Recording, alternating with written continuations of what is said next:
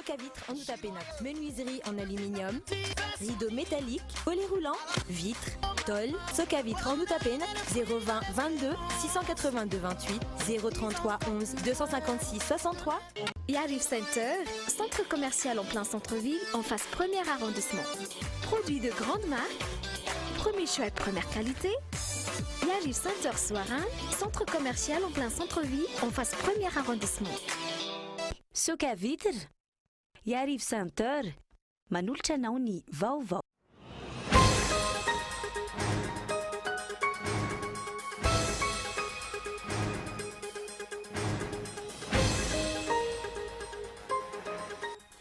Atao anatin'ny folona 12 andro no ivoaka ny valim-pifidianana loholona. Folo ireo fitoriana voarain'ny fitsarana avy momba ny lalam-panorenana. Fangatana fanafoana ny fifidianana amin'ny ampahana manontolo no votoatin'ny fitarainana izay.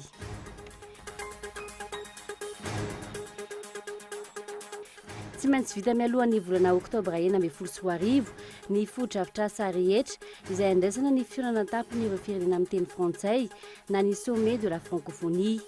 Folo volana no tsy maintsy vita ny village voary izay ahitana foto-drafitr'asa lehibe miisa 4. Manomboka amin'ny faha 4 febroary avy izao, mampiaty ny fivarotana omby ireo zanak'androy. Anton'izany mahandro saonana sy fahatsiarovana n'ireo zanak'androy miisa 12 mitifirany miaramila nandritra ny opération fahalemana. Etsakilan'izay mitohatra ny fiakaran'ny vidiny omby eny an-tsena. Mifanilika andraikitra ny tompon'andraikitra momba ny kianjan'ny valopololahy etsy Ambatobe. Vola mandidina ny iray hetsy ariary no menan'ireo mpivarotra raha toa ka 2 hetsy ariary no lan'izy ireo tamin'ny fanamboarana ny trano fotsiny. Any Mali, mitohy ny fikarohana ny Beatrice Stockley teratany Suisse, nalaina ankery ny tao Tombouctou, lafiny kolontsaina, nodomany ilay mpanakanto malaza eo amin'ny sehatra ny gadina rock David Bowie. Ny atsipirian'ireo vaovao ireo arahinao afaka fotoana fohy.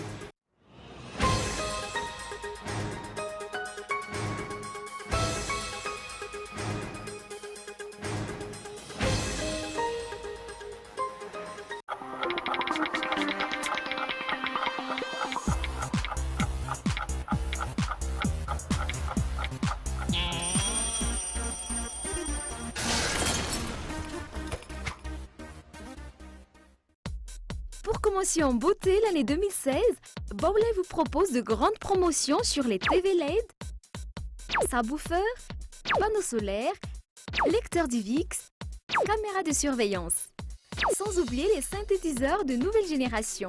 À ne pas rater aussi des superbes produits, rien que pour les femmes, correspondront mieux à vos besoins et à votre budget. Baoulay vous souhaite une bonne et heureuse année. Ty misy tanàna iray miaraka amin'ireo mponina ao aminy. Samy miaina malalaka izy ireo ary manatanteraka ny zavatra atao amin'ny fiainana andavanandro afa-tsy ty olona iray ty. Maro ny zavatra tiany atao nefa tsy azony atao. Te ho tody lavitra amin'ny fianarana izy, te hiasa nefa tsy afaka. Sarotra aminy ihany koa ny ahazo fitsaboana ara-dalàna. Sahirana izy na dia nivezivezy eto Madagasikara, firenena nahaterahany sy nonena ny fianakaviany efa taona maro. Vao maika moa zany hoe andeha hivoaka ny ivelan'izany. Ny olany dia satria izy apatride na tsy manan-tsata. Zany hoe tsy misy firenena manasokajy azy ho toy ny teratany. Tsy afaka manao ireo zavatra fanaontsika amin'ny andavanandro izay heverintsika fa mandeha ho azy izy. Antony mahatonga ny olona ho lasa apatride ohatra ny fisiany ny fanavakavahana atao amin'ny vehivavy izay tsy afaka mampita tsy misy fepetra ny zoam-pirenena amin'ny zanany na amin'ny vadiny, na ny fanavakavahana atao amin'ny sokajin'olona sansasasany noho ny fiaviany na ny finoany. Eo ihany koa ny faniliana vondron'olona nonona teto Madagasikara efa 100 taonany izay tsy nahavita ny fandray tamin'ny tany niaviany nefa koa tsy nahazo ny zoam-pirenena malagasy. Mihoatra ny 10 tapitrisa ireo olona apatride maneran-tany ary Madagasikara koa dia voakasika izany. Tsy rariny raha amin'izao taona 2020 izao mbola misy sokajin'olona tsy manan-tsata toy izany. Fotoana izao hitondrantsika vahaolana ho azy ireo. Pour votre construction ou réhabilitation, choisissez Soc à vitres comme une bonne référence de qualité et de solidité. En menuiserie aluminium, rideaux métalliques, volets roulants, vitres et tôles. Alors, décidez dès maintenant et venez visiter notre showroom à Outapénac, Soc à vitres, très sincèrement à votre service.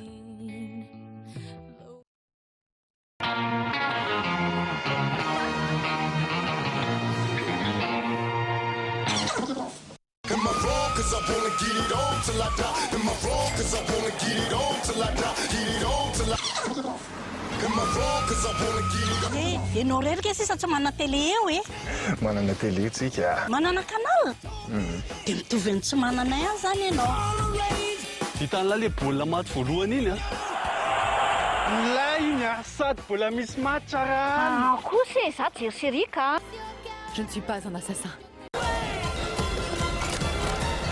La télé sans canal, ce n'est pas de la télé.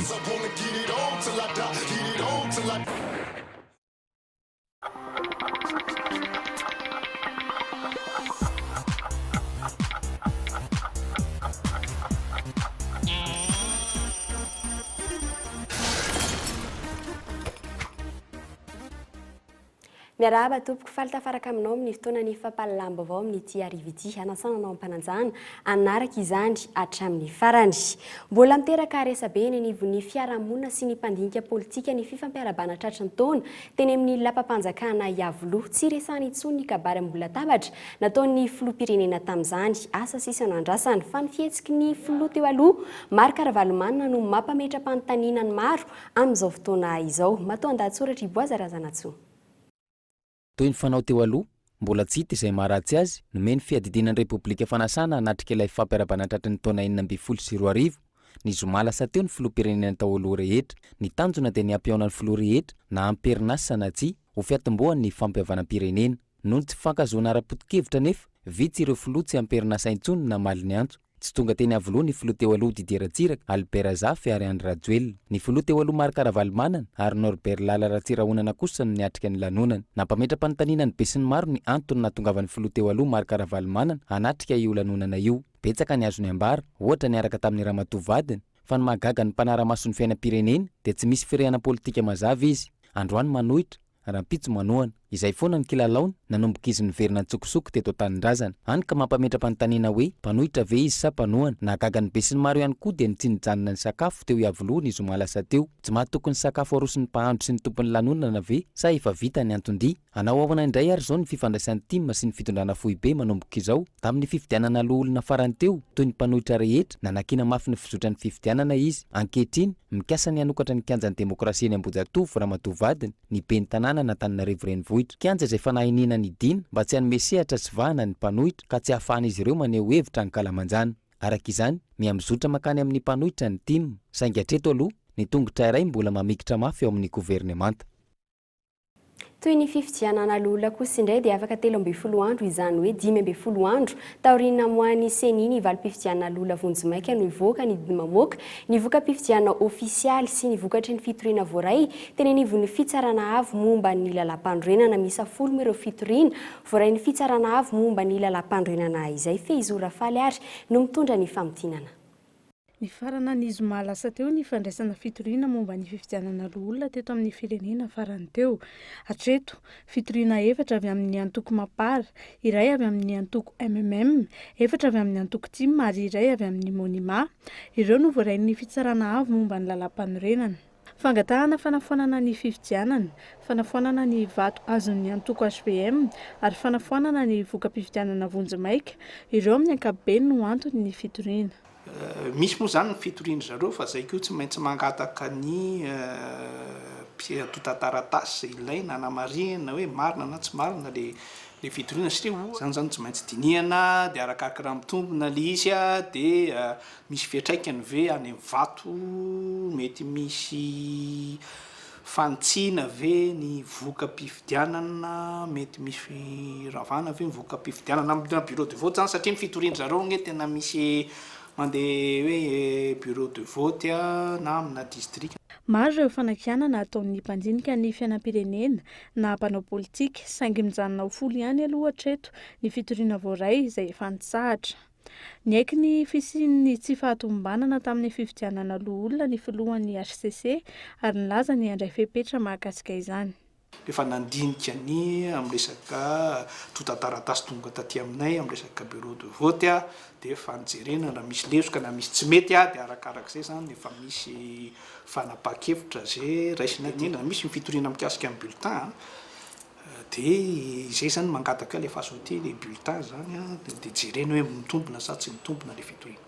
Hatreto raha ny voka-pifidianana navoaka ny seni vato miisa 7,707 no azo ny antokony ny fitondrana na ny HVM manerana ny nosy amin'ny mpifidy vaventy miisa 1,4 sy R1 ka mahatonga azy hitarika vonjimaika. Saika arenesana fitarainana sy fitoriana avokoa ny fifidianana rehetra izay miseho eto amin'ny firenena, saingy hatreto tsy mbola nampisy fiovana goavana tamin'ny voka-pifidianana izany.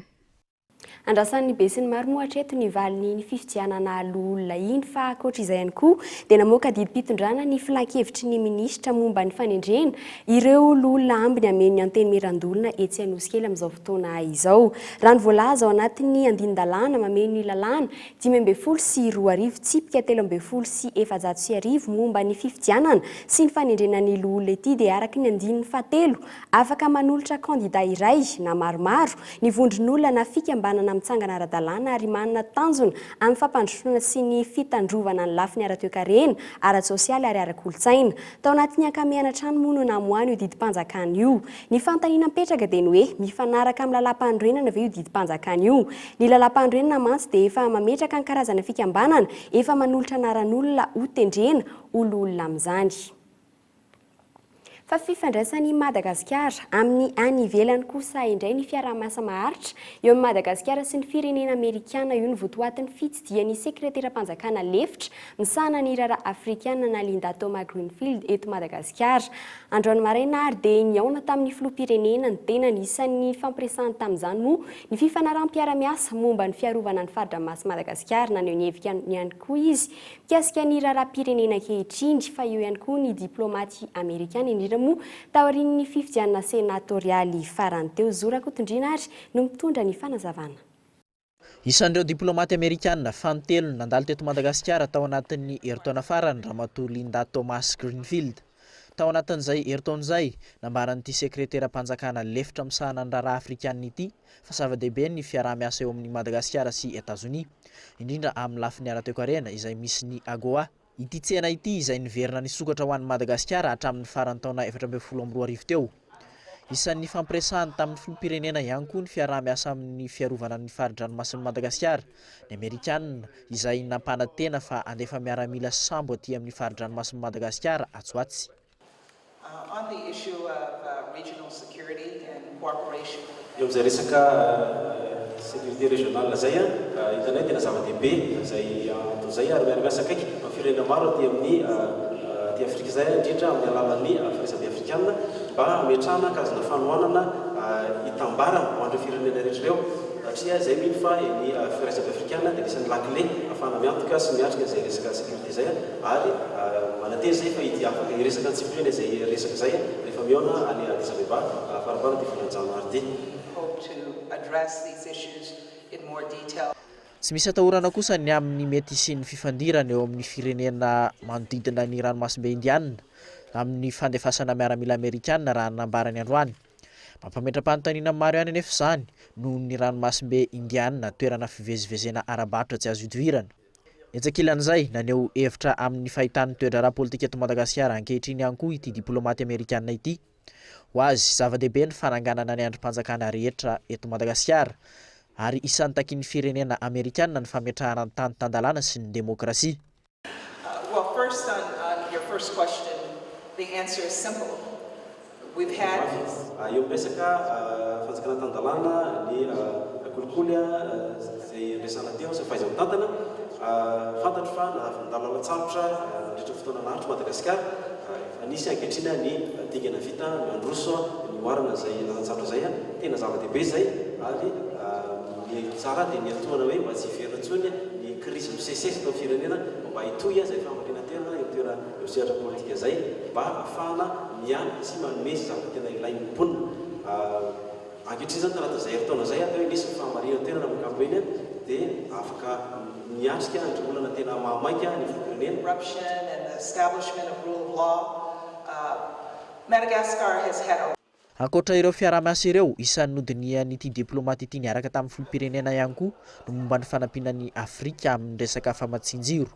Mbola eo andalam-pandinihana ny fepetra fifidianana ny Madagasikara na ny condition d'éligibilité ny firenena Amerikana amin'izao fotoana izao momba ilay tetika asan'ny filoha Amerikana Barack Obama Power Africa izay entina anampiana ny firenena aty atsimo Sahara amin'izay resaka herinaratra izay.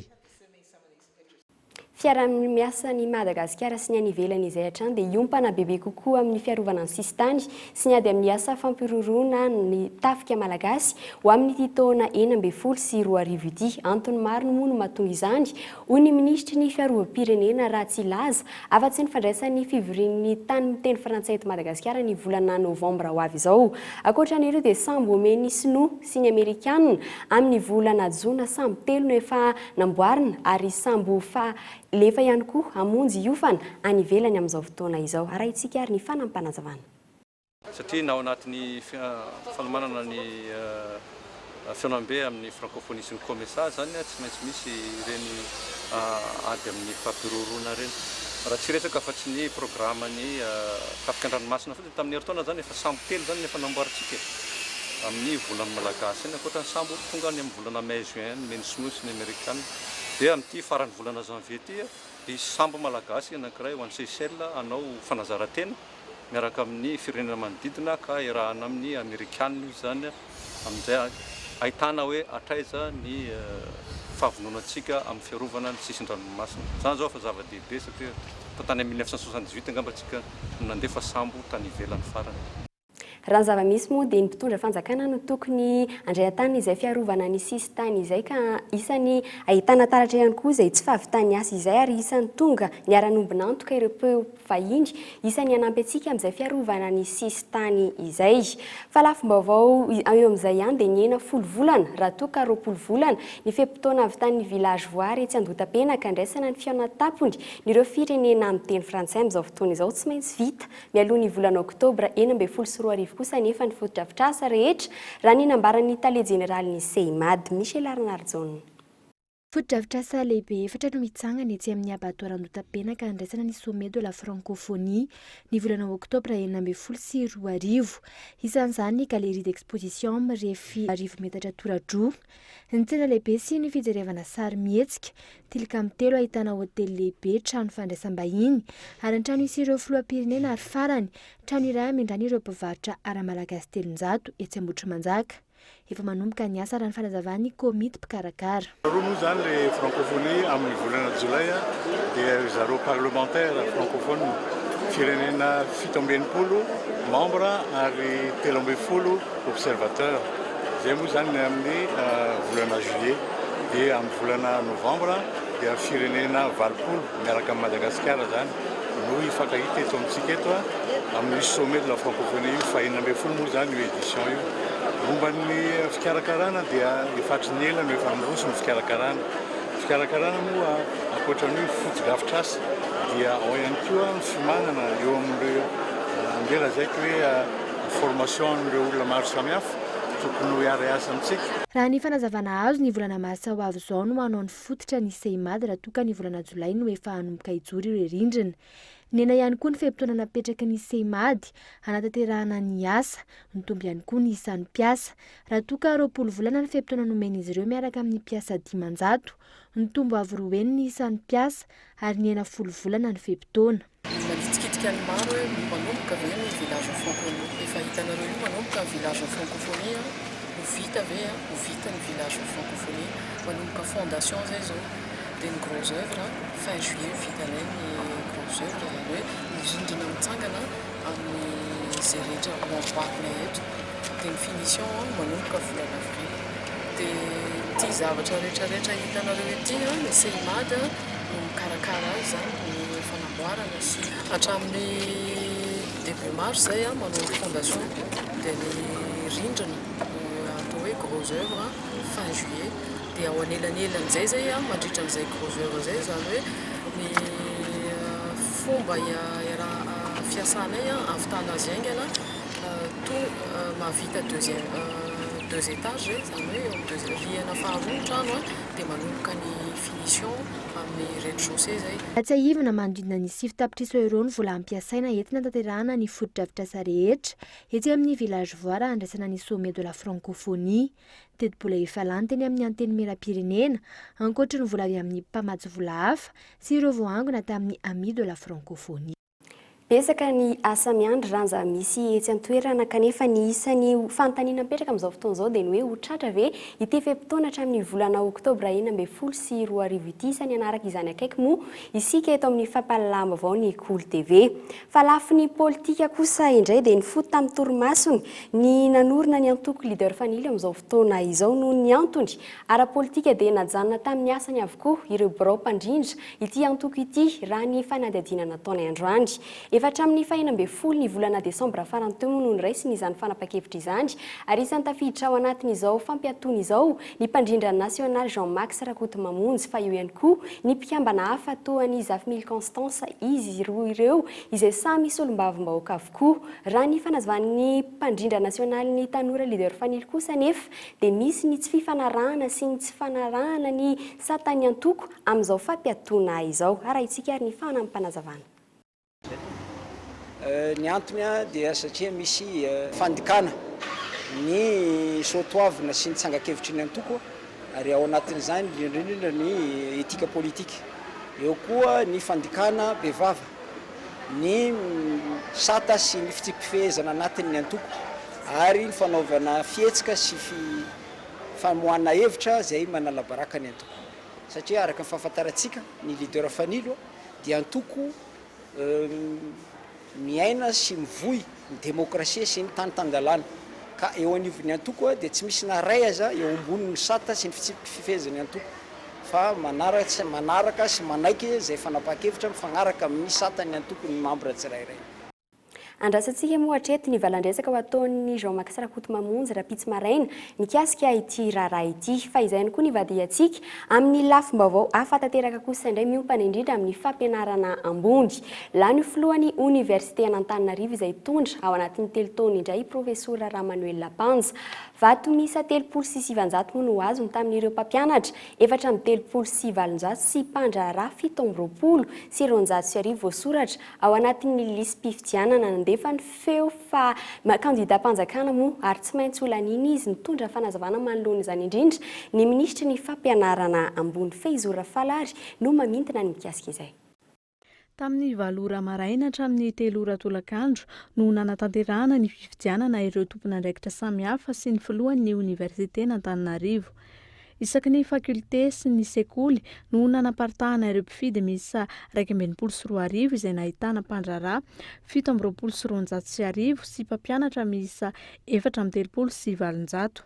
Voafidy ho filohan'ny université indray ny profesora Ramanuel Lapanja nizotra ampilaminana amin'ny ankapobeny ny fifidianana. Ireo candidat dia manana délégué manatrika au bureau de vote ary manatrika ihany koa dépouillement hatramin'ny voaloha ka hatramin'ny farany zany izy ireo manatrika eo ary afaka mangataka ihany koa izy ireo copian'ny procès verbal rehefa vita ny fifidianana araky ny lalàna texte sy mifandaminana dia rehefa lany moa tsy tonga dia mipetraka eo izy fa misy fotoana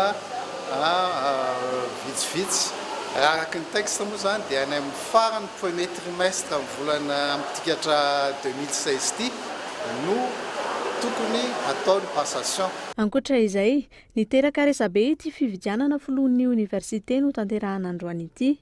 Voalaza fa kandida-mpanjakana no tsy maintsy olanina.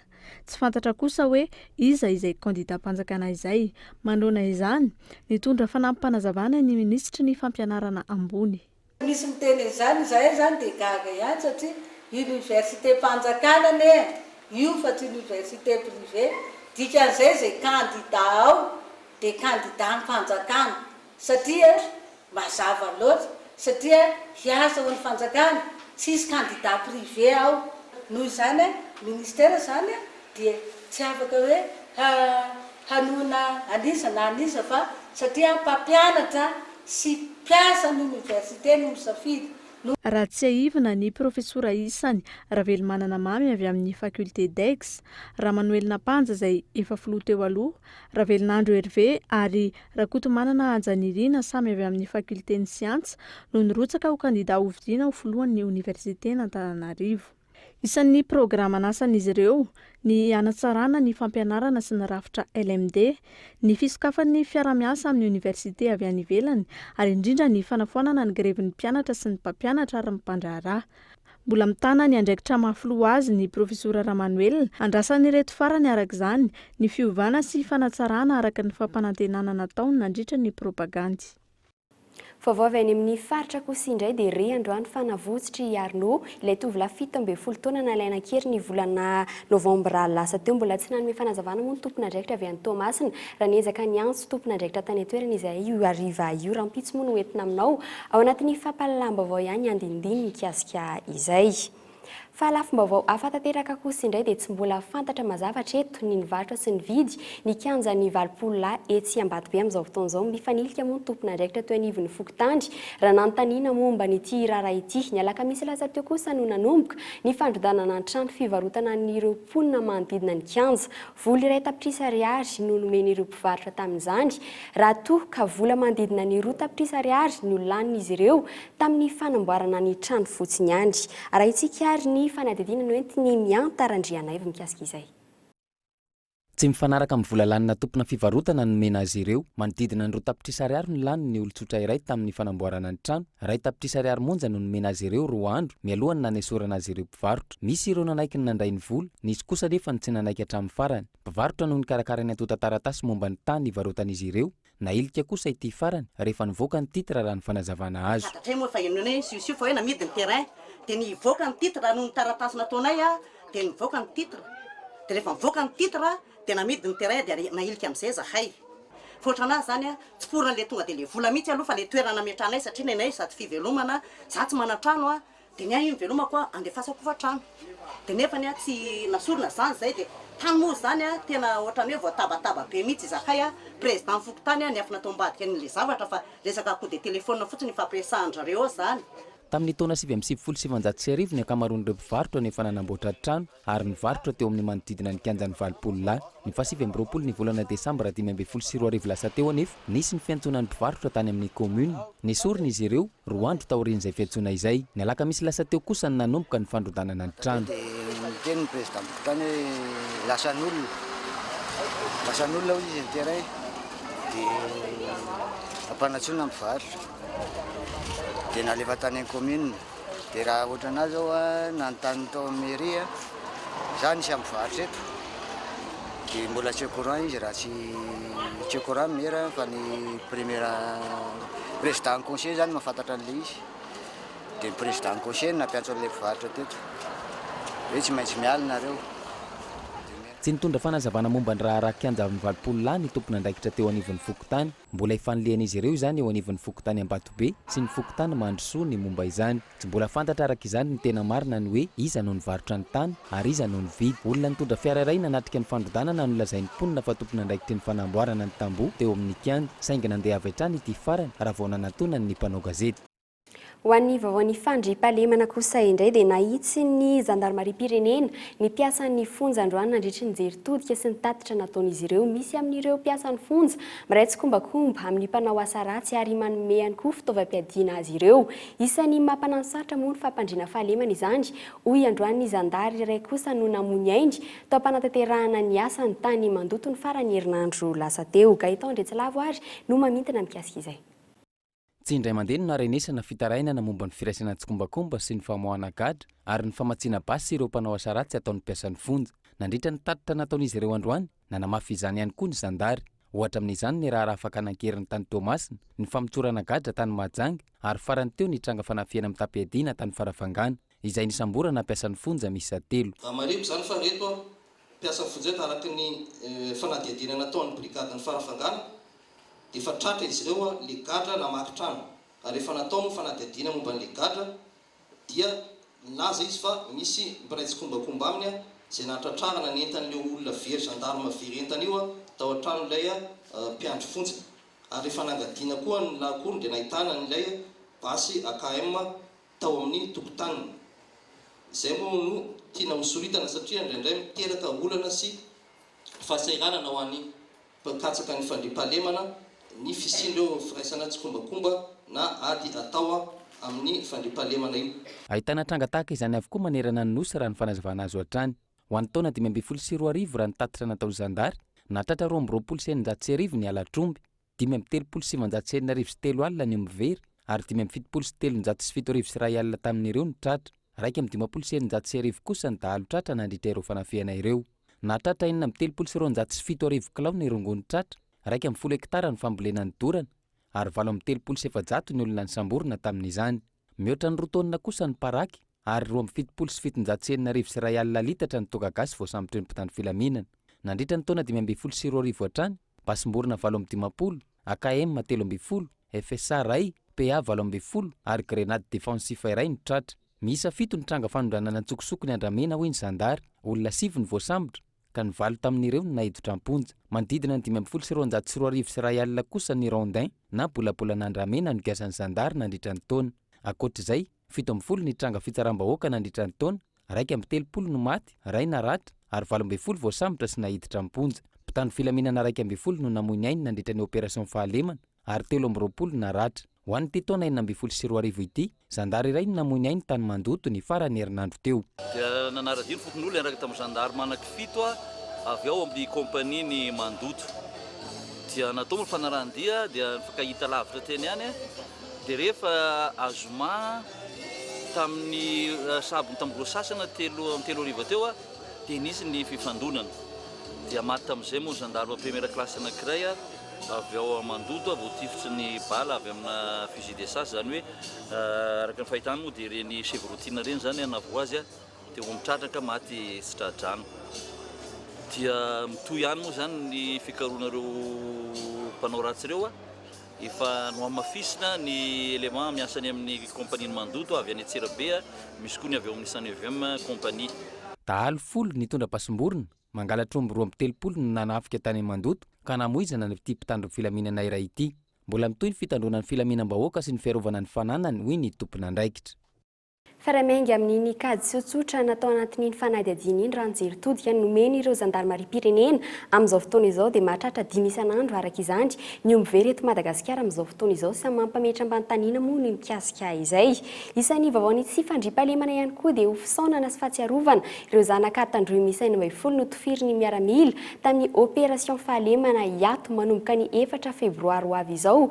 Ny fivarotan'ireo atandroy omby tsy misy toy ny fanadihadiana ka tsy maintsy tokony izy ireo andalana kosa nefa ny fanadihadiana raha ny nambara ny CIRGN. Etsaka ilan'izay dia mitohy ny fiakaran'ny vidin'ny enomby eny an-tsena saingy raha ny fanazavan'ny ministry ny fiompiana androany dia resaka politika ary tsy tokony nisy idiran'ny vidin'ny enomby ity raharaha atandroy ity. Mitondra ny fanadihadiana ary Michel Arnardson.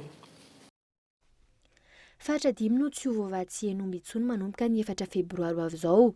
Hitokony ireo zanaka tandroy ary tsy hamatsy enomby ny faritra Tsorony Mandidy, Mandoto, Mahintsy, Ambalavao ary Ambositra. Antony, ny tsy fisian'ny fanadina mahakasika ireo zanaka atsimo miisa 12 voatifitra tamin'ny opération fahalemana. Nanamafy anefa androany avy eo anivo ny CIRGN fefahandarana ny fanadihadiana ary voaka tsy ho ela ny valin'izany. Taorinan'ireny esika fahalemana ireny moa dia nisy fimenonana avy amina foko izay mikirakira ny fivarotana omby. Ka tamin'ny afako maly angamba izy zay na tamin'ny herinandro ambony dia nisy fivorena taon'zareo zany ho fanoherana zavanitranga tamin'iny. Ary dia ohatrany hoe nanapa-kevitra zareo fa tsy varotra omby amin'ny tsena maromaro. Ao anatin'ny Tsorony Mandidy, Mahitsy, Ambatonapôka, Mandoto, hatrany Ambalavao azy araka ny teneny zany. Izay moa no teneny fa tsy fantako hoe hatramin'ny roviana ny tsena an'izay. Fa dia izy ireo koa moa milaza fa mbola ampiakatra ny raharaha. Io raharaha io zany aloha raha ny resaka ankety nataon'ny gendarmerie efa mipetraka ny ampelantanan'ny fitsarana. Fitsarana no manohy azy. Omby mandina ny 400 no tonga eto Antananarivo ary manenika ny tsena anatiny isan'andro. Raha toa ka mandina ny 5 kilao isan'olona isan'ny taona ny fihinanan-kena mifangaro eto Madagasikara. Resaka politika, izay no isokajin'ny ministry ny fiompiana ny raharaha an-tandroy ka tsy tokony hisy fiantraikany amin'ny hena tonga eny an-tsena. Dirana resaka hena omby ny resaka ny greviny an-tandroy zany fa resaka politika io. Beta be ny olona mpiompiana eto Madagasikara. Tsisy dirako zany fa on est dans un pays libre. Ce le libéralisation économique dia rehefa ty varotra ny fanana misy tsy azonao tireny. Eny an-tsena manomboka ny volana septambra teo niakatra moramora ny vidin'ny hena omby mandidina ny 700 isaky ny fiakarana raha ny nambaran'ireo mpivarotra. Raha toka 407 ariary ny kilao ny hena omby ny volana septambra, niakatra 707 ariary ny volana oktobra ary tafakatra 907 ariary izany amin'izao fotoana izao. Mety ho tafakatra hatrany amin'ny 9 ariary izany raha tsy ampy ny omby tonga raha ny fanazavan'ireo mpivarotra hatrany. Tsy ny hena omby ihany anefa no nahitana fiakarany, tahaka izany ihany koa ny vidin'ny henan-kisoa izay efa mananika ny 2,2 ariary amin'izao fotoana izao. Ho an'ny maresaka iraisam-pirenena nankatoana antsika ny fotoanan'ny fampalalam-baovao ho an'ny Mali dia mitoy ny fikarohana ny Béatrice Cotely teratany Suissesse nalaina kely moa tany Tombouctou. Ankoatra izay milafy ny kolontsaina eo maresaka iraisam-pirenena izay andry dia nodimandry ihany koa ilay mpanakanto malaza eo amin'ny sehatry ny gadona rock dia tsy izy izany fa i David Bowie. Famitiananareo amin'ny sariny France 24. Nodimandry ho Mali noho ny homamiadana nahazo azy ilay mpanakanto David Bowie teratany Britanika miangaly ny gadona rock. 27 taona ny lehilahy, 12 volana izao no niompanana tamin'ny fitsaboana ny aretiny. Saingy androany no nampahafantarina tao amin'ny serasera-pifandraisana Facebook sy ny site an David Bowie ny fahafatesana. 40 taona ny antsehatra tao anatin'ny zavakanto ary isan'ny fatazana teo amin'ny sehatry ny atsikana ihany koa. Nanana ny nampiavaka azy ny fomba fitafiny. David Robert Johnson tena anarany.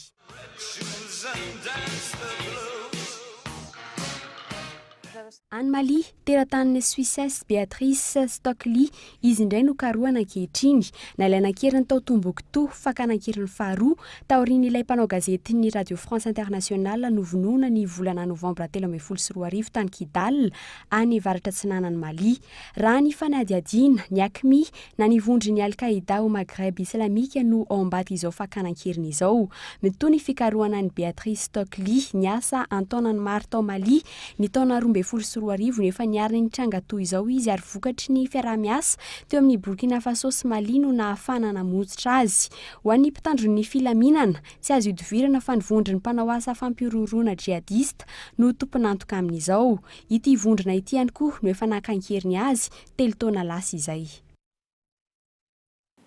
Dia ofitintsika foana mikasika ireo vaovao nisongadina nentina taminao tato anatin'ny fampalalam-baovao tamin'ity hariva ity. Teo amin'ny fifidianana loholona dia afaka 13 andro nivoaka ny valim-pifidianana tamin'ny fifidianana loholona izay izay nitotosaina ny 20 Desambra lasa teo hiaraka amin'ity fivoahana ity ihany koa moa ny vokatry ny fitoriana voaray tenenivo ny fitsarana avo momba ny lalam-pandrenana. Fa isandraisana taminao ihany koa tato anatin'ny fampalalam-baovao ny amin'ny hoe votsitra androany ihany koa tamin'ny alalan'ireo mpitazona kerin'ireo i Arnaud andrasana moa toy n'izay raharaha izay. Ankoatra izay dia vitaina mialoha ny volana Oktobra 12 sy 20 ihany koa ny village voara etsy Andota-penaka andraisana ny fiaonan'ny firenena amin'ny teny frantsay eto Madagasikara. Ankoatran'izay dia iompana fiarovana ny sistany sy niady amin'ny asa fampiroroana ny tafika malagasy ho amin'ny ity taona vaovao ity. Ary farany moa raha nitatitra avy amin'ny zandarmaria pirenena dia mahatratra 5 isan'andro ireo mivery eto Madagasikara amin'izao fotoana izao. Izay nisan'ireo vaovao nisongadina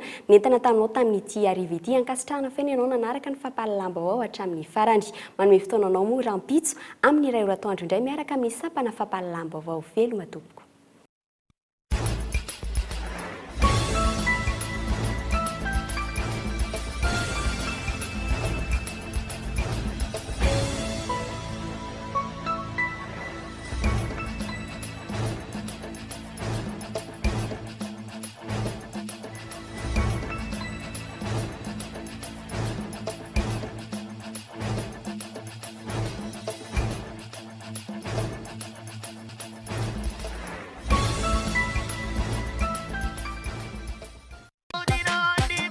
Soc à vitres en Andota-Pénac, menuiserie en aluminium, rideaux métalliques, volets roulants, vitres, tôle. Soc à vitres en Andota-Pénac, 020 22 682 28 033 11 256 63.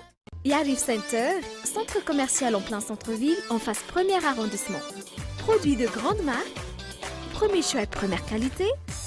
Yarif Center Soarin, centre commercial en plein centre-ville, en face premier arrondissement. Soc à vitres, Yarif Center, nanolotra nateo ny vaovao.